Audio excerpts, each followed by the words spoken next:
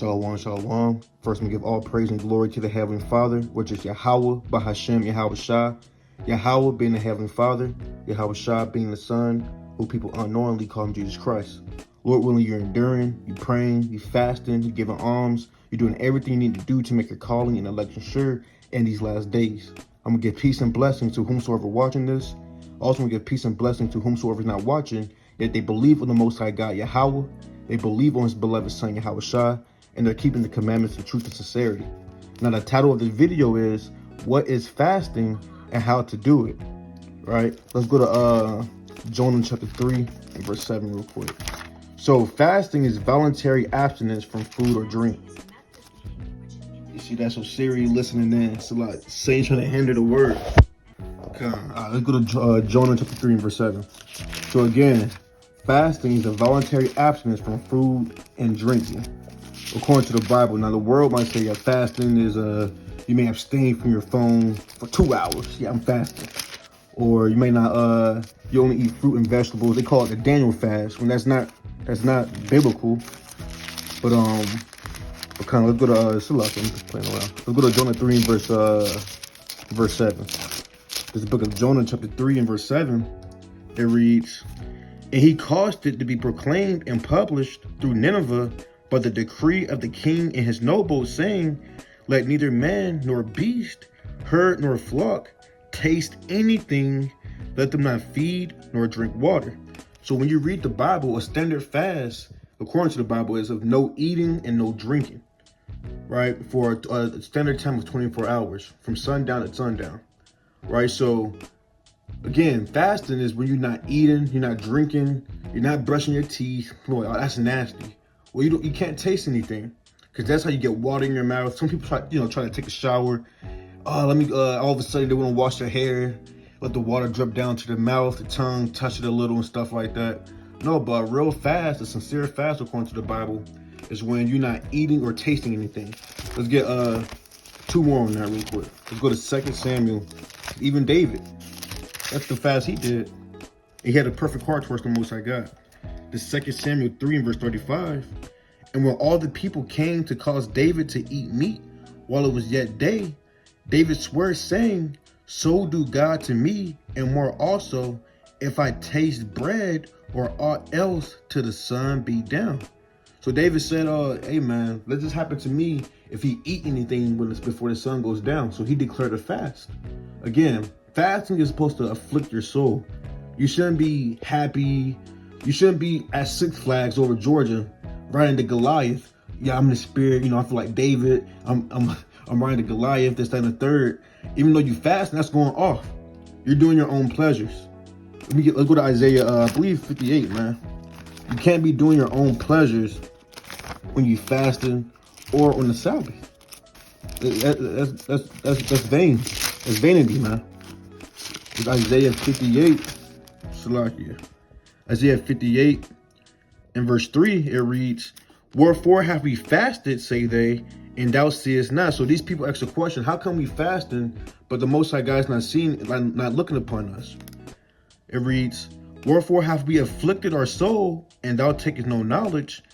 But it's the answer. "Behold, in the day of your fast, ye find pleasure, and exact all your labors." Right, so again, man, people fast, but they're still doing their pleasures. They're going to the mall, they're going to buy, they buying, they selling, they playing basketball. You got people fasting playing basketball, crossing people up, step back, talking about Jordan or Kobe, hitting the 3-pointer shot, but he's supposed to be fasting. You got sisters, I don't know what sisters be doing, but you're watching Bad Girls Club while fasting, man. I don't know what sisters do, but Love Island. They're watching Love Island. They're catching up with all the drama. They're on Instagram, this, that, and the third while fasting. You're doing all your pleasures. You shouldn't be doing it. Again, you shopping at the mall. You go into Pluto's Closet. This is stuff I be hearing, but I don't know what sisters be doing. But you doing all this stuff when you should be fasting. That's going off. You're doing your pleasures. Verse 4, "Behold, ye fast for strife and debate, and to smite with the fist of wickedness. Ye shall not fast as ye do this day, to make your voice to be heard on high." So when you fast, you want your fast to be heard on high. But again, if you're doing your own pleasure, your own will, you're not reading, You're not studying. You're not praying. You're not doing anything to be in the spirit. You're just doing what you want to do. Guess what? Your prayer is not going to be heard, man. Your fast is in vain. Verse 5, Isaiah 58, verse 5, it reads, Is it such a fast that I have chosen, a day for a man to afflict his soul? Is it to bow down his head as a bulrush and to spread sackcloth and ashes under him?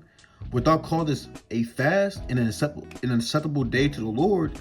Is not this the fast that I have chosen, to loose the bands of wickedness, to undo the heavy burdens, and to let the oppressed go free, and that ye break every yoke? You see that? So this fast is really going to the Day of Atonement as well. Day of Atonement of afflicting your souls, of people to be humble, to humble yourself. Hey, some people lay on the ground, like with David. I think he laid on the ground and prayed and was fasting and stuff like that for his son to be healed. You got people who put ashes and dung on their head, like Judith, right? You got people doing all these different things when they fast, right, to afflict themselves and humble themselves before the Most High God. Right, I'm gonna read one more. It reads, Is it not to deal thy bread to the hungry, and that thou bring the poor that are cast out to thy house? When thou seest the naked, that thou cover him, and that thou hide not thyself from thy own flesh. Right, so let's get another precept. Let's go to Esther 4 verse 16 of what is true fasting according to the Bible. You can't listen to these nutritionists, what's it called? You can't listen to the world, I'll say, how to fast. They're going to tell you, yeah, it's okay to drink water on your fast. It's healthy. I mean, if you want to do that type of stuff, go ahead, but don't call it a biblical fast. You know, don't do that now. Because a biblical fast is when a standard fast, according to the Bible, is when you don't eat or drink anything, taste anything. So this is Esther chapter 4 and verse 16. It reads, it's Esther 4 and verse 16. It reads, Go gather together all the Jews that are present in Shushan, and fast thee for me, and neither eat nor drink 3 days, night or day. I also and my maidens will fast likewise, and so will I go unto the king, which is not according to the law. And if I perish, I perish. So Esther, she was the so-called queen of Persia. When you read Esther, you know, you had Queen Vashti. She didn't listen to the king of Ahasuerus. So king of Ahasuerus was looking for a queen to take her spot, and Esther got chosen. Now, Haman, a wicked Edomite, tried to cause the Jews to perish out the land and kill them. But guess what? Esther and Mordecai came up with a plan, really Esther, to go into King of Ahasuerus and overthrow that. But guess what? She said, let's fast for 3 days of not eating anything or drinking anything. So that's a custom. You saw King David did that. When you read the book of Jonah, Nineveh did that. Esther's doing that. When Yahushua fasted for 40 days and 40 nights, he didn't eat or drink anything, man. Because again, as an Israelite, it's our custom to afflict our souls. Now, you may ask, why do we do that? Why would we not eat, drink anything? Why would we afflict our souls? Well, there's different ways. Let's get Psalm 69 and verse 10. There's different reasons why. One reason why, again, to afflict your soul, to show that you're in a state of mourning. This Psalm 69 and verse 10, when I wept and chastened my soul with fasting, that was to my reproach. I made sackcloth also my garment, and I became a proverb to them. So sometimes people fast to show they're in a state of mourning. Like when you read about in the Bible, when people go through, I'm trying to get a good example, man. Like for example, Judith. Like Judith, she fasted all the days of her life in her widowhood, except the eves of the Sabbath, and the eves of the feast days, and in the feast days. Let me see if I can find that real quick. If not, then it's straight. Bear with me. I'm not on the top of my dome right now.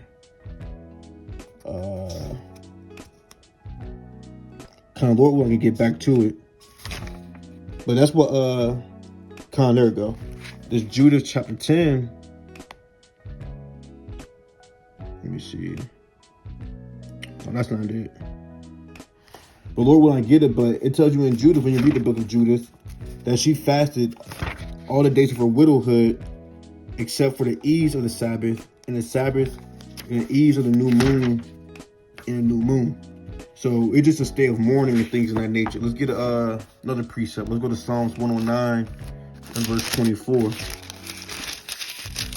In Psalms 109 and verse 24, it reads, "My knees are weak through fasting, and my flesh faileth of fatness.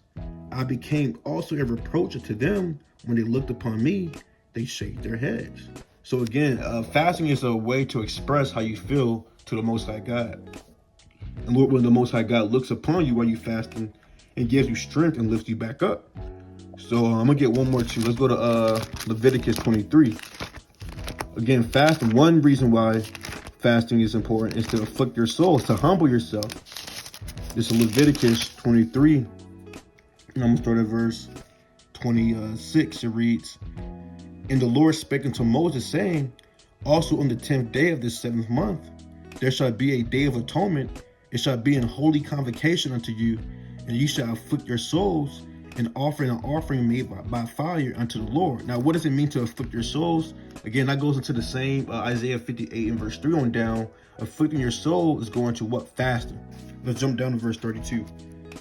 "It shall be unto you a Sabbath of rest, and ye shall afflict your souls in the 9th day of the month at even. From even unto even shall ye celebrate your Sabbath."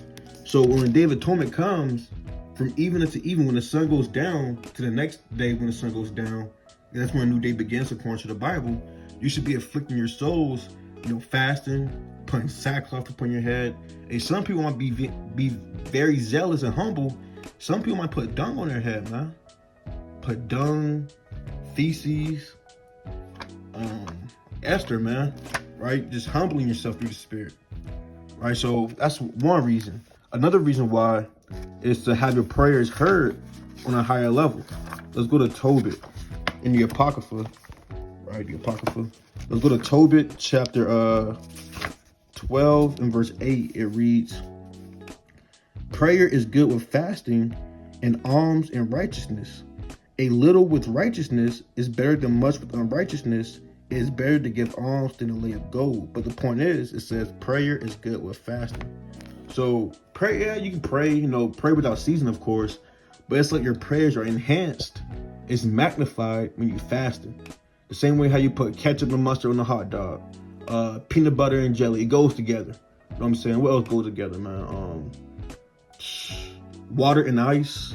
I don't know. You know what goes together. Some people might say, shoot, chicken and hot sauce, man.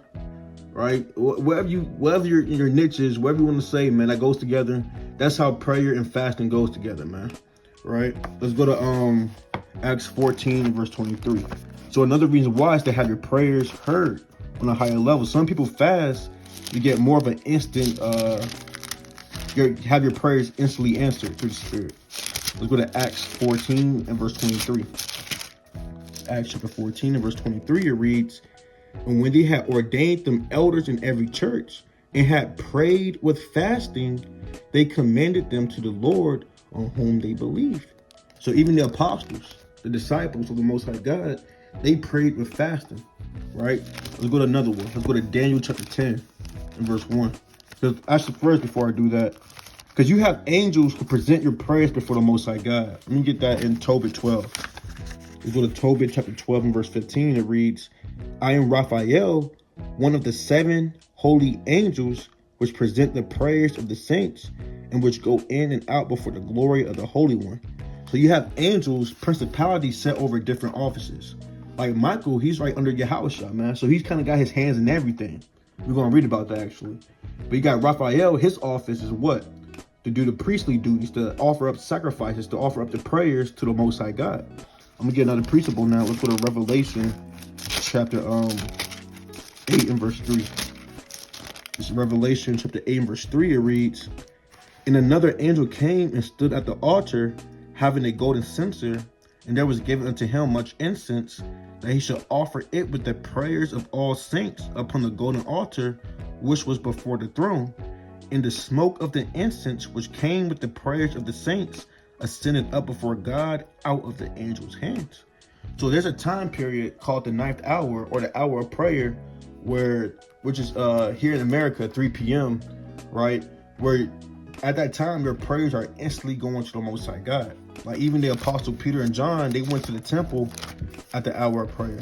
Let's go to Acts chapter 3 and verse 1. This is the book of Acts chapter 3 and verse number 1. It reads, "Now Peter and John went up together into the temple at the hour of prayer, being the 9th hour." You see that? So that's not a new thing, the hour of prayer. Our what's called our custom, our laws, our nationality as a people, we knew there's a certain time when the Most High God hears your prayers on a high level, which is the hour of prayer, which now is so-called 3 p.m. right? Around that time, from 3 p.m. to 4 p.m., your prayers are magnified, enhanced. So how much more when you praying, fasting, and doing at the hour of prayer? I mean, that thing is piercing the clouds, huh? Your prayers are piercing the clouds if you do that. Let me see if I can get this other precept real quick. 1 second. No, that's not that. I thought I had a precept on that.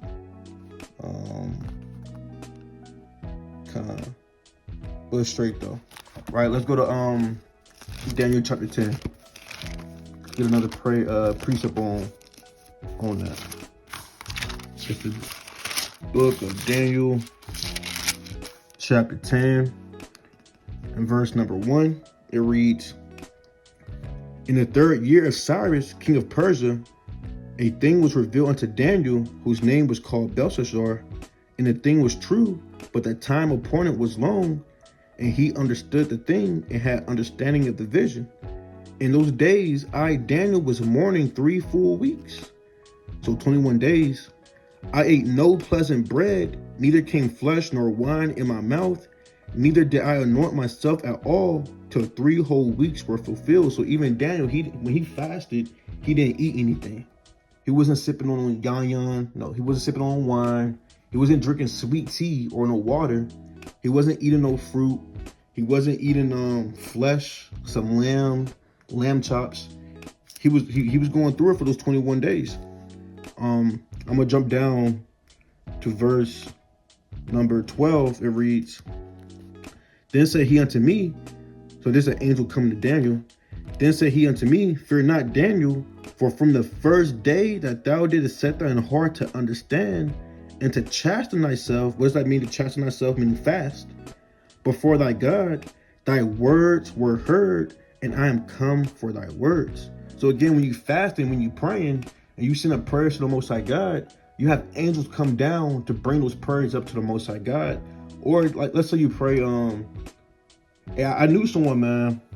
Well, I think it was like his first year in the truth, his first Passover. He didn't know how to get no lamb.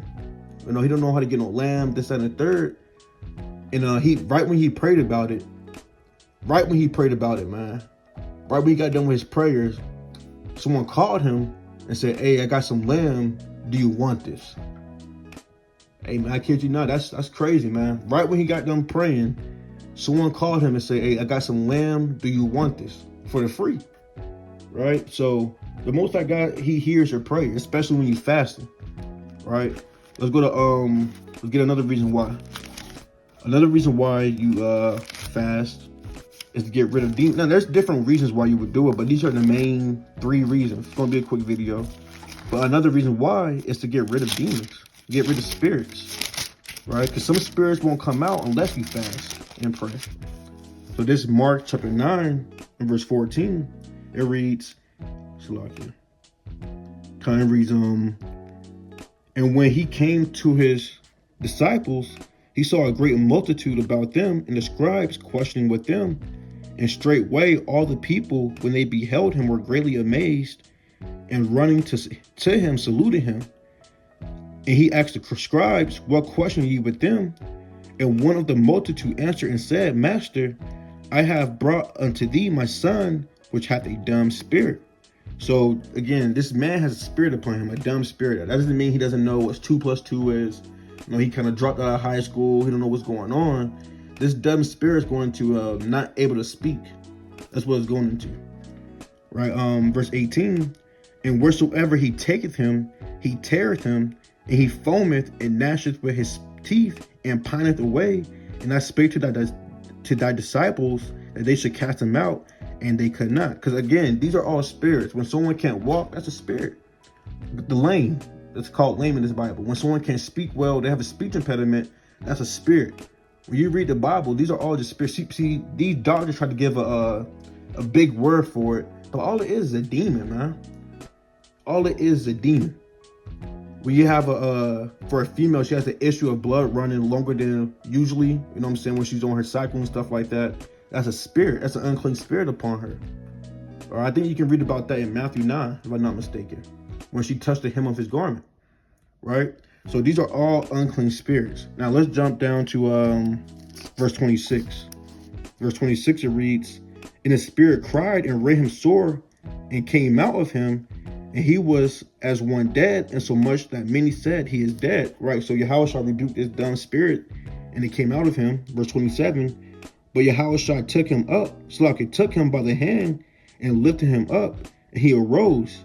And when he came, and when he was come into the house, his disciples asked him privately, why could not we cast him out? Why could not we cast him out? And he said unto them, this kind can come forth by nothing but by prayer and fasting. You see that? It's playing upon tables. Certain spirits are so strong that you have to fast and pray to get that spirit off of you. Like even when you first come to the truth, you're dealing with that smoking spirit, smoking weed or cigarettes, you know, and stuff like that, or even nicotine vapes and things of that nature. You wonder why you have a problem with that until you fast and pray. Once you start fasting and praying the correct way, I have faith that you're going to cast out that spirit. Some might be drinking, fornication, right? Just any manner of ungodliness, man. Adultery, homosexuality, whatever manner of sin, that's a stronghold. Everybody has their own stronghold, man. You may deal with fornication. I may dealt with smoking and things of that nature. We all have our own stronghold. But guess what? When you fast and pray and beseech the Most High God, guess what he's going to do? Like it tells you in Isaiah 58, it's going to loosen the bands of wickedness. I'm going to bring that out one more time. That's what it is. It's a stronghold. It's a demon that's taking you captive. Actually, first, let's go to Acts 10. Because when Yahushua walked the earth, he was loosening people from these demons, man. Yes, demons can take you captive. Before I get that, let's go to 2 Timothy 2. All right. Let's go to 2 Timothy chapter 2 and verse 26. It reads, and that they may recover themselves out of the snare of the devil, who are taken captive by him at his will. So Satan takes people captive, man. Satan takes people captive by having them commit fornication. They can control it. Having them smoke and they can control it. They want to put it down. The spirit wants to, but their flesh is overriding them, man. Right? They want to what else? Pornography, man. Glutton, right? Drinking, backbiting, whatever it is that you deal with, man. Satan has you in the stronghold. He got you in the chokehold, man. Right? He wants you to tap out. But when Christ was walking the earth, let's see what he was doing, man. This is Acts chapter 10. Right? And we're going to go to verse 38. It reads, how God anointed Yahushua of Nazareth with the Holy Spirit and with power, who went about doing good and healing all that were oppressed of the devil, for God was with him. And you can link that up with Isaiah 42 and verse 7. Right? So he was healing people who was oppressed of the devil. Like so-called blacks, Hispanics, and Native Americans, man, we get oppressed on the physical level in captivity and on the spiritual level, man. Demons oppressing you. We don't get a break, man. But guess what? Yahushua is our rest. Let's get Isaiah 42 and verse 7. This is Isaiah 42 and verse 7. It reads, it's a lot. To open the blind eyes, to bring out the prisoners from the prison, and them that sit in darkness out of the prison house. So again, this flesh is a prison house. This flesh overrides sometimes and cause you to go off and cause you to sin. That's why we need Yahawashi to deliver us. Like even David, let's go to Psalms 142. Even David asked for the Lord to deliver him from this prison. It's talking about his flesh. This Psalms 142 and verse 7. Bring my soul out of prison, that I may praise thy name. The righteous shall compass me about, for thou shalt deal bountifully with me. So that prison isn't talking about the halfway house, or you go to jail, upstate, or whatever. I've never been, so I don't know what terminology is for them things, but it's not talking about that. This flesh is the prison that he's talking about. Because again, this flesh is going to override you and tell you it's okay to commit murder. It's okay for you to think evil towards your brother. Even though you're trying to fight it off, guess what? It's going to come upon you, man. I'm going to get one more priest and close out. Let's go back to Isaiah 58. It's Isaiah chapter 58. I'm going to get straight to the point. Kind of verse 6, it reads, Is not this the fast that I have chosen, to loose the bands of wickedness, to undo the heavy burdens, and to let the oppressed go free, and that ye break every yoke? Again, what's that yoke? That yoke is going to that sin that's holding you down. That one sin that's uppercutting you, man. Punch you in the guts, right? And got you in a chokehold, in the arm bar, right? So again, Lord willing, that was edifying. You get 3 reasons, again, to afflict your soul, to have your prayers answered, to get rid of demons. Of course, there's other reasons why. That's just what I have written down for this video. But Lord willing, that was edifying. I'm going to give a Koholoyim, Yahweh, Bahashem Yahawashi, Barak the Yahweh, Barak the Yahawashi. Peace and blessing to the 12 tribes scattered abroad. And Shalom.